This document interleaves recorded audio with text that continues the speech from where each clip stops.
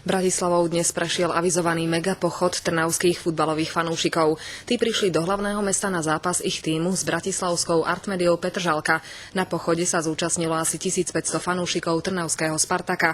Na zabezpečení poriadku sa podielalo niekoľko desiatok príslušníkov štátnej a železničnej polície.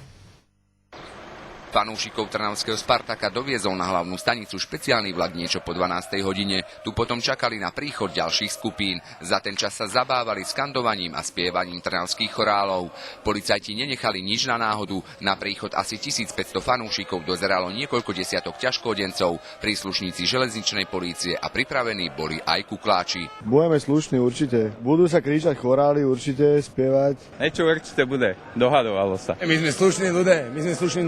My len chodíme na futbal. Nás chodí na vás, my sme najlepší. Trnava je fotbalové mesto, máme históriu, máme všetko. Podpredseda fanklubu Ultra Spartak problémy s fanúšikmi Trnavy nevylučuje. Pokiaľ nebudú trnavskí fanúškovia vyprovokovaní, tak rozhodne nečakám nič také, aj keď som už spomínal, že nejaký ten úlet môže byť. Po chvíľach čakania začali avizovaný megapochod ulicami Bratislavy. Policajti aj počas neho dozerali na pokojný priebeh. Počas celej cesty sprevádzali trnavských fanúšikov po vopred určenej trase.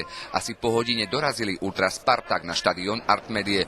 Odchod fanúšikov zo štadióna sa odohral v podobnom duchu ako ich príchod. Policajný sprievod mal k dispozícii aj vodné delo. Počas celej akcie zadržali 2 ľudí. Spred štadióna bola predvedená jedna osoba pre podozrenie z trestného činu a taktiež jedna osoba bola predvedená zo štadióna pre podozrenie z priestupku. Megapochod vládli policajti bez väčších problémov.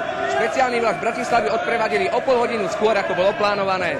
Ivan Mego, Teatry.